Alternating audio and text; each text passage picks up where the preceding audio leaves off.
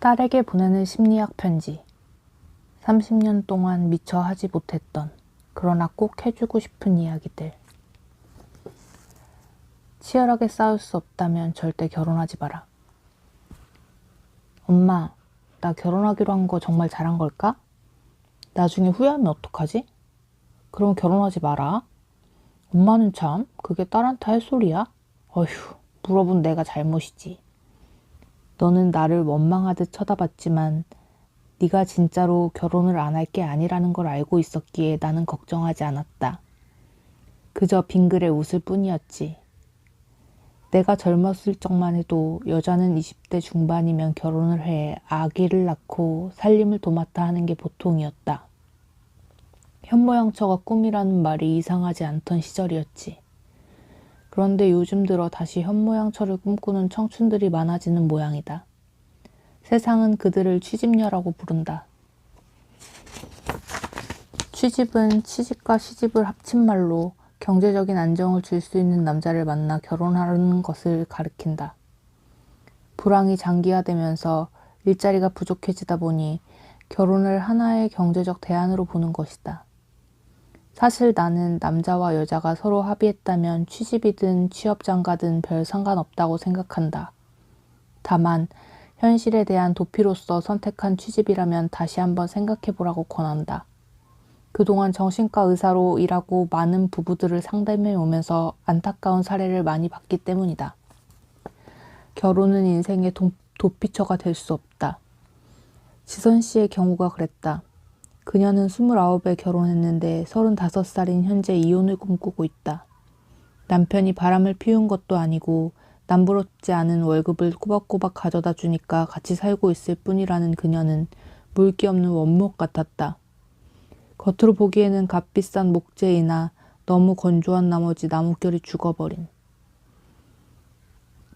권위적이고 강압적인 아빠에게서 벗어나는 게 평생 소원이었어요. 그래서 남편을 만나자마자 결혼을 결심했죠. 그런데 지금은 남편에게서 벗어나고 싶어요. 남편도 시댁도 다 싫어요. 지선 씨에게 결혼은 아버지에게서 벗어날 수 있는 유일한 도피처였다. 불행한 인생을 단번에 바꿀 수 있는 절호의 기회라고 생각했던 것이다. 하지만 결혼 후 부딪힌 현실은 달랐다. 남편은 딱딱하고 사무적인 사람이었다. 집안에서도 마치 회사 일을 하는 사람 같았다. 그녀는 남편에게 차마 속 이야기를 털어놓을 수가 없었다. 지선 씨가 바라는 행복은 그저 남편과 가끔 산책을 하고 다정하게 대화를 나누고 한 달에 한 번 정도 둘이서 외식을 하는 것이었다. 누가 봐도 큰 것을 바라는 게 아니니까, 지극히 소박한 소원이니까 당연히 그 소원이 이루어질 줄 알았다. 그런데 남편과 함께 밥을 먹을 때도 마치 직장 상사와 있는 기분이니 긴장되기만 했다. 경제적으로는 남부러울 게 없는 결혼이었지만 정작 그녀의 결혼 생활의 행복을 담보할 콘텐츠는 어디에도 없었던 것이다. 예쁜 공원이 있는 값비싼 아파트에 산다고 해서 그 공원을 산책하는 기회가 저절로 생겨나는 것이 아니었다. 아파트는 물리적인 조건일 뿐 아내와 산책하는 남편은 또 다른 문제였던 것이다. 사실 지선 씨는 남편이라는 지붕 밑에서 비를 피하고 싶었을 따름이다. 그러나 세상의 모든 지붕은 조금씩 누수가 있다. 바람은 막아도 비는 막지 못하는 지붕이 있고 비바람은 막아도 폭염을 막지 못하는 지붕이 있다. 지선 씨처럼 지붕 밑에서 편하게 쉴 것만 기대하고 결혼을 하는 것은 세상에 없는 보석을 캐는 일과 같다. 경제적으로도 든든하고 정서적으로도 돈독한 남자와 미래를 꾸려간다면 얼마나 좋을까. 그런데 대부분의 여자들이 경제적인 문제에 대해서는 꼼꼼히 따지면서도 정서적인 부분은 안일하게 생각하는 경향이 있다. 그저 마음 맞는 사람과 만나면 자연히 행복해지겠거니, 나를 사랑해주는 남자라면 당연히 잘해주겠거니 여기는 것이다. 그렇다면 욕심도 한 단계 낮추면 좋으련만 결혼 후 더 이상 따뜻하고 다정하지 않은 남자 때문에 속을 끓인다. 공주처럼 모시고 살겠다는 말을 다 믿은 건 아니지만 내가 사랑한 사람이 맞나 싶을 정도로 변해가는 남자에게 실망해 화가 나는 것이다. 그렇게 마음속 응어리가 쌓이기 시작하면 어느 순간 돌이킬 수 없는 지경에 이르기도 한다. 그러나 남녀 간의 정서적인 부분도 경제적인 문제만큼이나 시간과 노력을 필요로 한다. 연애 초기 뜨거웠던 사랑이 식어가는 자리를 부부 둘만의 재미와 의미로 채워나가야 하는 것이다. 문제는 그 콘텐츠를 아무도 알려주지 않는다는 데 있다. 오히려 돈 문제라면 얼마가 부족하다는 식으로 정확히 계산이 떨어진다. 그러나 남자와 여자 사이의 정서적 콘텐츠는 오직 두 사람만이 지지고 볶으며 쌓아나갈 수밖에 없는 것이다. 사실 사람들이 아무리 돈이 중요하고 조건이 첫째라고 해도 마음속으로는 끈끈한 애정으로 결합된 관계를 원한다는 걸 나는 안다. 오히려 결혼 문제라면 옛날 사람들이 더 쿨했는지도 모른다. 옛날에는 집안 어른들이 정해주는 남자와 얼굴도 모른 채 신접살림을 차려야 했으니까. 하지만 오늘날 사람들은 가정을 단순한 경제 공동체가 아닌 사랑과 우애로 맺어진 행복의 공동체로 생각한다. 옛날 사람들보다 욕심이 많은 것이다. 욕심이 많으면 그만큼 더 노력해야 한다. 경제 문제로 머리를 굴리는 만큼 사랑도 가꾸고 보살펴야 하는 것이다. 결혼할까 말까 3일 동안 스스로에게 꼭 해봐야 할 질문. 30여 년 동안 서로 다른 삶을 살아온 남녀가 함께 산다는 건 쉬운 일이 아니다. 사소한 습관부터 내면의 상처, 컴플렉스까지 대면해야 하는 일이 부지기수다. 그러다 보니 어렵고 힘들 때도 있지만 둘 사이에 생기는 문제를 회피하지 않고 해결해 보려는 노력이 모여 그들만의 콘텐츠가 된다는 건 확실하다. 그래서 결혼을 앞둔 사람들에게 나는 딱 3일만 스스로에게 이 질문을 던지라고 말한다. 첫째 날에는 이 남자와 대화가 되는가? 둘째 날에도 이 남자와 대화가 되는가? 셋째 날에도 이 남자와 대화가 되는가? 철학자 니체는 결혼할 때 자신에게 질문을 던져라. 다 늙어서도 그와 대화를 잘 할 수 있겠는가? 결혼해서 그 외의 것들은 다 일시적인 것들이다 라고 말했다. 결혼 생활은 연애와 다르다. 연애가 하늘의 별도 달도 다 따주고 싶은 달콤한 관계라면 결혼은 매일같이 해결해야 할 게 많은 파트너 관계다. 결혼하는 순간 시댁과 처가 문제, 자녀 계획, 교육 문제, 돈 관리, 가사 분담, 음주 습관, 하다못해 양말을 벗어놓는 요령과 변기 사용 후 물을 내리지 않는 습관까지 연인 관계에서는 생각지도 못했던 일상의 수많은 문제에 직면하기 때문이다. 그러다 보니 결혼 초반엔 부부싸움이 밥 먹는 횟수만큼 잦아지기 마련이다. 엄마도 그랬다. 20대 후반에 같은 학교 동창이던 너희 아빠를 만나 후딱 결혼이란 걸 해버렸으니 오죽했을까. 그런데 정말 다행인 건 너희 아빠나 나나 싸움을 피하지 않았다는 것이다. 싸우지 않기 위해 노력한 게 아니라 잘 싸우기 위해 애쓰다 보니 어느 순간 그런 생각이 들더구나. 내가 참 괜찮은 남자랑 살고 있다는. 왜냐하면 무조건 아내 말을 따르거나 싸움 그 자체로 회피하는 남자는 아내에게 집만 안겨줄 수 있다. 반대로 문제와 상관없이 벌컥 화부터 내는 사람은 아내에게 상처만 줄 수 있다. 커뮤니케이션 전문가 더글러스 스톤은 대화의 심리학이라는 책에서 흔히 감정적으로 되는 것과 감정을 분명하게 표현하는 것을 혼동하는데 그것은 서로 다르다. 감정적으로 되지 않고도 감정을 잘 표현할 수 있는가 하면 아무것도 표현하지 못하면서 극도로 감정적이 될 수도 있다. 고 말했다. 대화가 되는 남자는 자신의 감정을 잘 표현하면서 아내의 감정을 이해하고자 하는 사람이다. 그러니 결혼이란 게 미친 듯이 싸울 수밖에 없다면 나랑 잘 싸울 수 있는 남자를 선택하자로 마음을 바꿔보면 어떨까? 건강하게 싸울 수 있는 것도 능력이다. 미국의 작가 헬렌 로우랜드는 결혼 전엔 남자는 당신을 섬기기 위해 목숨까지 내놓겠다고 선언한다. 그러나 결혼 후 그는 당신과 얘기하기 위해 신문조차 내려놓지 않는다 라고 했다. 그래서 나는 너와 싸우기 위해 신문과 리모컨을 내려놓을 수 있는 남자와 결혼했으면 한다. 치열하게 싸우는 것이야말로 부부가 같은 방향을 보고 나아가기 위해 꼭 필요한 일이니까. 다행히 너는 그런 남자를 만난 것 같아 마음이 놓이는구나. 딸아, 그럼에도 부부싸움을 처음 하는 날은 많이 외로울지도 모르겠다. 세상에 남자와 여자가 함께 사는 일만큼 천국과 지옥, 희곡과 비곡을 오가는 드라마가 어디 있으랴. 사람들이 돌을 닦기 위해 이곳저곳 뛰어다니지만 결혼만큼 마음을 넓고 깊게 만드는 수련장도 없다는 생각이 든다. 용감하게 그 수련의 세계로 뛰어든 딸아. 외로운 날에는 이 시를 읽어봤으면 좋겠다. 다시금 남편과 잘 싸우기 위해서 말이다.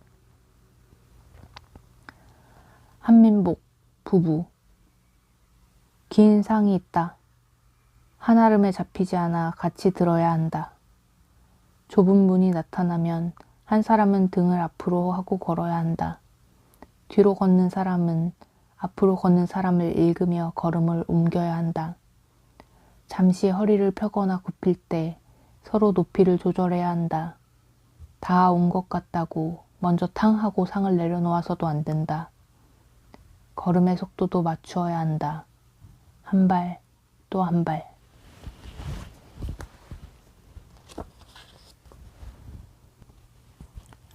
울고 싶으면 울어라. 눈물샘이 다 마를 때까지. 딸아, 살면서 우리는 얼만큼의 눈물을 흘릴까? 어쩌면 웃음의 양보다 눈물의 양이 더 많을지도 모른다. 무엇보다 울음은 인간이 사용하는 최초의 언어다. 누구든 태어나는 순간 으앙하고 울음을 터뜨리며 출생신고를 하니까. 너도 태어날 때 많이 울었겠지? 세상에 나오는 순간 너의 울음을 듣고 싶었으나 정작 나는 그럴 수 없었다. 언제나 자연의 방식을 따르고 싶었던 나에게 너는 자연분만의 기회를 허용하지 않았다. 너는 뭐가 그리 두려운지 세상 밖으로 나오려고 하지 않았고 나는 결국 진통을 거듭한 끝에 재앙절개를 할 수밖에 없었으니까. 그런데 정신분석학자 오토 랑크가 말하더구나. 엄마의 자궁을 떠나 세상 밖으로 나오는 일은 모든 태아에게 근원적 불안을 유발하는 상실이라고. 그래서 태어나는 아이들이 모두 우는 거라고. 뿐만이 아니다. 갓난아기는 배가 고파도 울고 졸려도 울고 안아달라고 칭얼댈 때도 운다. 아이에게 울음은 희노애락을 담은 사전 그 자체인 것이다. 그런데 우리는 옹알이를 지나 진화된 언어를 사용하면서는 정작 필요한 울음마저 경계하게 된다. 어른들은 아이들에게 울면 호랑이가 잡아간다고 겁을 주고 울면 바보라고 놀리며 남자는 죽을 때까지 딱 3번 우는 거야 라고 협박한다. 울음이나 분노 같은 부정적인 감정을 자제할 수 있어야 비로소 어른이 된다고 가르치는 것이다. 그래서 우리는 자랄수록 눈물에 인색해진다. 불안한 30살 청춘은 말한다. 웃고 있는데 슬프다고. 작년에 만난 환자 중에 미니 씨가 있었는데 그녀는 평소 외로워도 슬퍼도 울지 않는 캔디로 살다가 진료실만 오면 티슈 한 통을 다 비우곤 했다. 파견직으로 일하는 그녀는 곧 30인데도 정규직이 아니라는 자괴감에 최근 파혼까지 겪으면서 슬픔에 젖은 낙엽이 되고 말았다. 선생님, 줄곧 결혼이 목표였는데 파혼이라뇨 하며 오늘 땐 그녀는 제 인생은 파예요. 파견직의 파, 파혼의 파니까요. 재밌죠? 라며 자조적인 웃음을 지어 보였다. 그러더니 갑자기 어깨를 들썩거리며 울기 시작했다. 미니 씨는 우울증 증상을 보였는데 그 원인은 완벽주의에 있었다. 죽기 전에 반드시 가봐야 할 여행지를 수첩에 적고 다니는 것은 물론 결혼은 30 전에 꼭 해야 하고 아이는 35까지 2명을 낳을 것이라는 등 나이에 따라 수행해야 할 인생 과업을 딱 정해놓고 있었다. 그녀는 라이프 사이클에 맞는 삶을 살아야 한다는 강박증에 시달리고 있었다. 그것이 완성되지 않는 삶은 그녀에겐 엄청난 수치였던 것이다.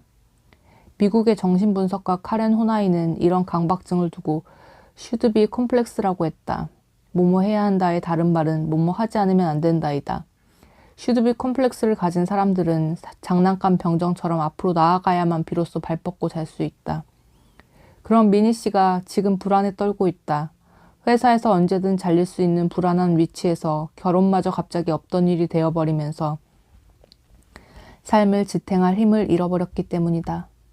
나도 30의 강을 건너봤기에 미니 씨의 우울증에 공감할 수 있었다. 그러나 그때 내게는 손가락을 꼭 쥐고 놓아주지 않던 어린 내가 있었다. 아직 2살밖에 안 된 아기지만 소나기 힘이 얼마나 세던지 그때 나를 꽉 붙들어준 너의 손 덕분에 나는 크게 흔들리지 않고 30살을 건너올 수 있었다. 그때 만약 네가 없었다면 어땠을까? 생각만 해도 아찔하다. 그러나 미니 씨는 혼자서 그 강을 건너야 하니 얼마나 막막하겠니? 미니 씨를 보며 문득 든 생각. 너에게 30은 과연 어땠을까? 우리나라 청춘에게 30살이란 지금까지 누렸던 특혜를 박탈당함과 동시에 지금까지 해놓은 게 무엇이냐라는 식의 숙제검사를 요구받는 시기가 아닐까 싶다. 시인 신현림은 30살을 앞두고 일기에 이렇게 썼다고 한다. 곧 30, 나의 20대는 좌절과 헤매므로만 끝날 건가? 뭐 하나 해놓은 것도 없이 세월만 가니 하루하루 사약을 마시는 심정이다. 얼마나 마음이 끔찍했으면 사약을 마시는 기분이라고 표현했을지 충분히 이해가 가는 대목이다. 그런데 미니 씨는 파혼을 했을 때도 자기가 힘든 것보다 부모님이 상처받고 걱정할까봐 울지 못했다고 한다. 외로워도 슬퍼도 울 수 없었던 그녀는 내 앞에서 참 많이 울었다.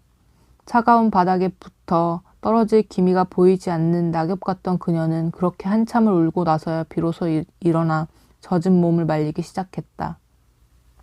그동안 자신에게 조금만 덜 가혹했더라면, 울고 싶을 때 좀 울어도 된다고 스스로를 다독였다면 그처럼 한꺼번에 긴 시간 동안 엉엉 울 일은 없었을 텐데 참으로 안타까웠다. 어린 시절 말고 이렇게 울어본 적이 없었는데 가끔은 제 자신을 위해 울어야겠어요. 나는 그녀의 말을 들으며 가만히 고개를 끄덕였다. 그녀가 진로실을 나간 뒤 쏟아지는 눈물과 콧물을 닦느라 그녀가 쓴 티슈들을 보면서 가슴이 먹먹해졌다. 시원하게 울 수조차 없었던 사람이 어디 미니 씨뿐이겠는가. 그래서 불안한 30살 청춘은 말한다. 웃고 있는데 슬프다고. 눈물은 내면의 아이가 아프다고 보내는 신호다. 기쁠 때도 울지만 슬플 때 더 많은 눈물이 나는 것은 상실감에서 오는 아픔 때문이다. 애도는 상실에 대한 심리적 반응으로 병적인 슬픔과는 다른 정상적인 슬픔이다. 그리고 애도 과정이란 상실된 대상을 찾으려고 하는 노력이다. 상실한 대상을 계속 마음속에 간직함으로써 그 대상과의 관계를 유지하려는 회복의 과정이기도 하다. 여기서 잃어버린 대상은 사랑하는 사람일 수도 있지만 때로는 미니 씨처럼 자기가 소중하게 생각한 가치나 자아 이상이 되기도 한다. 애도 과정에 있을 때는 정신적 에너지가 온통 상실한 대상에 집중되어 움츠러들고 현실과 약간은 떨어져 있는 자신을 발견하게 된다. 갑작스레 사랑하는 사람의 죽음을 맞이는 사람들이 보이는 망연자실한 모습이 바로 그것이다. 이처럼 애도가 아무 생각도 하지 못하게 만들 만큼 힘들게 느껴지는 것은 애도의 대상에게 부여한 리비도를 걷어들여야 하는 고통이 따르기 때문이다. 리비도란 인간이 태어날 때부터 갖추고 있는 본능적 에너지이자 생명의 에너지이다. 이 강력한 생명 에너지가 내부로 향하느냐 외부의 대상으로 향하느냐에 따라 자아 리비도와 대상 리비도로 구분이 된다. 가령 리비도를 쉽게 생각하면 이런 것이다. 나한텐 너밖에 없어. 이 프로젝트가 잘 되면 정규직으로 전환될지도 몰라. 올해는 꼭 엄마랑 온천이라도 다녀와야지 등 그 대상에게 투입한 소망이자 강력한 몰입을 말한다. 이것을 철회하는 일은 맨정신으로 할 수 없으며 시간이 오래 걸릴 수밖에 없다. 이때 흘리는 눈물을 우리는 받아주어야 한다. 상실에 따른 애도의 눈물은 기꺼이 흘려야 할 눈물인 것이다. 만약 이러한 애도 과정을 생략하면 어떻게 될까? 프로이트는 애도를 충분히 하지 않으면 우울증이 발생한다고 했다. 흔히 우울증을 마음의 감기라고 하는데 자아의 감기라고도 말하고 싶다. 감기에 걸린 자아는 온통 자신을 깎아내리는 일에만 열중한다. 슬픔에 빠진 자신을 위로하기는커녕 자책과 죄책감으로 자신을 갉아먹는다. 자기 인생을 두고 파라며 자조적인 농담을 하는 미니 씨도 우울증이었다. 다행히 그녀는 뒤늦게나마 애도의 과정을 통과함으로써 우울에서 벗어날 수 있었다. 누군가 자신의 마음을 알아주고 위로해 주었던 기억이 없는 미니 씨는 늘 감정 표현에 서툴렀다. 그녀에게 감정이란 무시하거나 외면해야 할 성질의 것이었다. 과업을 완수하듯 기능 위주의 삶을 살아온 그녀의 울음은 이제는 제발 아픈 자신을 봐달라는 내면의 신호였다. 돌이켜 생각하면 미니 씨는 30대로 떠나기 전 평범했지만 치열하게 산 20대를 애도하기 위해 넋놓고 운 것은 아닐까 생각이 든다. 30살에게 권한다. 그녀는 눈물을 흘리면서 비로소 마음속의 상실감과 그에 따른 분노, 무능감과 자책까지 자신의 숨은 감정을 살피고 들여다보게 되었다. 파우는 그녀의 삶에 큰 상처를 남겼다. 하지만 그 상처는 오랫동안 외면했던 내면의 자신을 마주하는 계기를 마련해 주었다. 덕분에 그녀는 상처를 보듬고 지나온 날들을 잘 떠내보낼 수 있었다. 그러니 30살이 되면 지금까지 살아온 인생을 돌아보며 무엇을 얼마나 이루었는가에 대해서만 셈하지 말고 그 시간을 잘 견뎌낸 자신을 위로하고 애도하는 시간을 가져보는 건 어떨까? 그 과정에서 눈물이 나면 기꺼이 울 일이다. 눈물에 인색한 사람은 자신에게도 인색해질 수밖에 없기 때문이다. 내게도 애도의 눈물을 흘려야 하는 날들이 있다. 그때마다 나는 파울로 코엘료가 쓴 흐르는 강물처럼에 나오는 구절을 떠올린다. 언제나 강한 척할 필요는 없고 시종일관 모든 것이 잘 돌아가고 있음을 증명할 필요도 없다. 다른 이들이 뭐라고 하건 신경 쓰지 않으면 그뿐. 필요하면 울어라. 눈물샘이 다 마를 때까지. 내가 걱정할까 더 씩씩한 척 하는 딸아. 울고 싶을 때는 그냥 울어버렸으면 좋겠다. 그래야 맘껏 울고 난 뒤에 시원한 마음과 가벼운 발걸음으로 다시 무언가를 할 힘을 얻을 수 있을 테니까 말이다.